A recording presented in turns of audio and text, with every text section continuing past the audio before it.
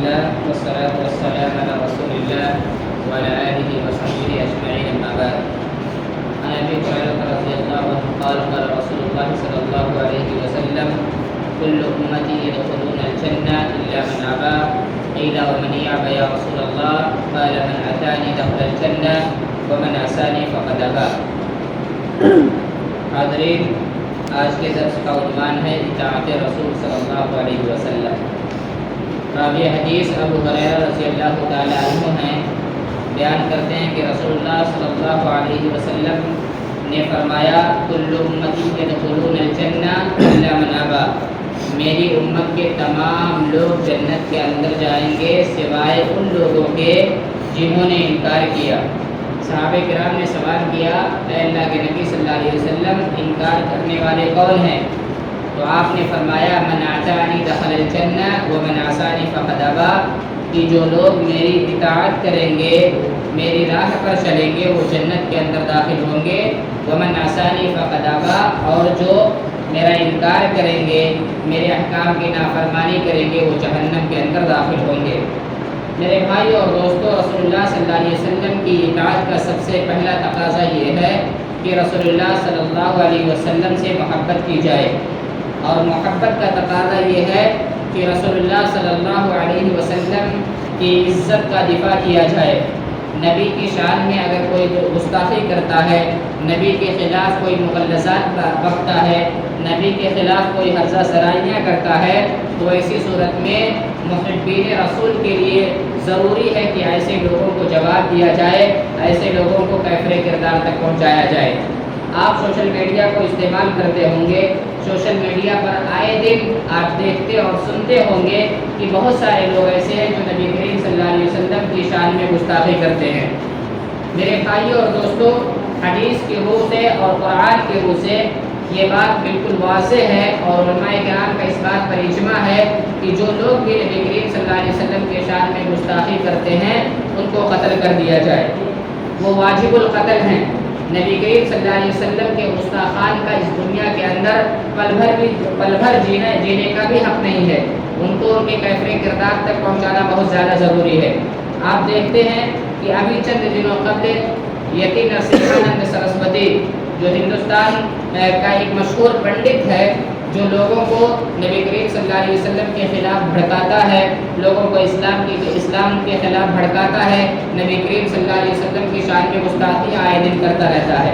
دیکھیے، ہم ہندوستانی ہیں، ہندوستانی ہونے کے ناطے چونکہ ہندوستان میں اکثر لوگ غیر مسلمین ہیں جو اسلام سے ناواقف ہیں، نبی کی شان، نبی کی عظمت سے ناواقف ہیں، تو سب سے پہلا فریضہ ہمارا یہ ہے کہ ہم انہیں یہ بتلائیں کہ نبی کریم صلی اللہ علیہ وسلم کی ذات نہایت اہم ذات ہے.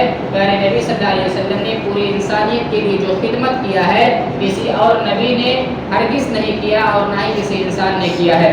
لہذا اس نبی کی عزت کی جائے، اس نبی کا احترام کیا جائے. اسی نبی نے عورتوں کو زندہ درگور ہونے سے روکا، اسی نبی نے اس دنیا کے اندر امن و آشتی کا پیغام پہنچایا. لہذا اس نبی کی عزت کی جائے. لیکن اس کے باوجود بھی اگر کوئی شریر انسان بغاوت کرے، نبی کی شان کے خلاف باتیں کرے، نبی کی گستاخی کرے، تو ایسے انسان کو قتل کر دینا چاہیے، ایسے انسان کی زبان کو کھینچ لینا چاہیے. میرے بھائیوں اور دوستوں، حدیث اور علماء کرام کے فتوے کے مطابق اگر نبی کا گستاخ کوئی مسلمان ہے تو اسے بھی قتل کر دیا جائے، اور اگر کافر ہے تو بھی اسے قتل کر دیا جائے. جیسا کہ صحابہ کرام رضی اللہ تعالی عنہم اجمعین کے دور کی بات ہے کہ ایک صحابی تھے جو نابینا تھے، جو اپنی آنکھوں سے دیکھ نہیں پاتے تھے. ایک مرتبہ ان کی بیوی نے دانستہ طور پر یا نادانستہ طور پر نبی کے شان میں گستاخی کر دی. نابینا صحابی نے اپنی بیوی کو قتل کر دیا، اپنی بیوی کو قتل کر دیا. اور جو لوگ اس دنیا کے اندر نبی کی شان میں گستاخی کرتے ہیں ان کا انجام یہ ہوتا ہے، وہ اس دنیا کے اندر ذلیل و رسوا ہوتے ہیں، اس دنیا کے اندر ہی مارے جاتے ہیں. آپ پوری تاریخ کو اٹھا کر کے دیکھ لیں، جن لوگوں نے بھی نبی کریم صلی اللہ علیہ وسلم کے شان کے خلاف ہرزہ سرائیاں کی ہیں، اسی دنیا کے اندر بے موت مرے ہیں. نبی کریم صلی اللہ علیہ وسلم کا کارٹون بنانے والا وہ انسان جس نے نبی صلی اللہ علیہ وسلم کا کارٹون بنایا، جب مسلمانوں نے اس کے خلاف احتجاج کیا، مسلمانوں نے اس کے خلاف عالمی بغاوت کو بلند کیا، تو ایسی صورت میں اس کی حکومت نے اسے سیکورٹی دی، اور ایک ایسی سیکورٹی دی جو سب سے اہم سیکورٹی ہوتی ہے، اس کے باوجود جب اس پر اللہ رب العالمین کا عذاب آیا تو اس کی گاڑی کے اندر آگ لگ جاتی ہے، اس کی گاڑی کے اندر سیکورٹی موجود ہوتی ہے، اس کے باوجود ساری کی ساری سیکورٹی جل جاتی ہے، اور وہ کارٹون بنانے والا کارٹونسٹ انسان ہی اس گاڑی کے اندر جل جاتا ہے، اس کے نکلنے کے لیے کوئی راستہ نہیں ملتا۔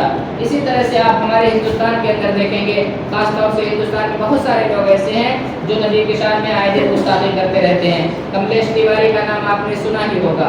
کملیش تیواری نے بھی نبی کریم صلی اللہ علیہ وسلم کی شان میں گستاخی کی، انجام کیا ہوا؟ اس کے ہی لوگوں نے اس کے گھروں میں گھس کر کے چھریوں کو گھونپ گھونپ کر کے اسے مار ڈالا۔ اسی طرح سے آپ نپور شرما کو دیکھ لیں، جو ابھی چند دنوں قبل اس نے نبی کریم صلی اللہ علیہ وسلم کی شان میں گستاخی کی تھی، مسلمانوں نے اس کے خلاف احتجاجات بلند کیے، اور جیسے ہی موقع ملے گا وہ مسلمان جو حقیقت میں مسلمان ہے وہ اسے عورت کو کیفر کردار کو پہنچا دیں گے۔ یتی نرسنگھانند سرسوتی جیسے لوگوں کو اگر موقع ملے تو ان کو کیفر کردار تک پہنچا دینا چاہیے، اللہ رب العالمین کا نام لے کر کے ان کو ہلاک و برباد کر دینا چاہیے، جو کہ پیارے نبی صلی اللہ علیہ وسلم کی ذات ہمارے لیے بڑی اہم ہے۔ ہماری جان، ہماری مال، ہماری اولاد سے بھی زیادہ رسول اللہ صلی اللہ علیہ وسلم کی ذات اہم ہے، لہٰذا نبی کریم صلی اللہ علیہ وسلم کی ذات کو مقدم رکھا جائے، نبی کی عزت کا خیال رکھا جائے، نبی کے خلاف کوئی بھی عرضہ سرائی کرے، نبی کے خلاف کوئی بھی کچھ بولے تو ہم کسی بھی صورت میں برداشت نہ کریں، یہاں تک کہ اگر ہمارا بیٹا بھی نبی کے خلاف کچھ بولتا ہے تو ہمیں اپنے بیٹے کی زبان کو کھینچ لینی چاہیے اور اسے قتل کر دینی چاہیے، کیونکہ رسول اللہ صلی اللہ علیہ وسلم کی ذات ہمارے لیے ایمان کی حیثیت رکھتی ہے۔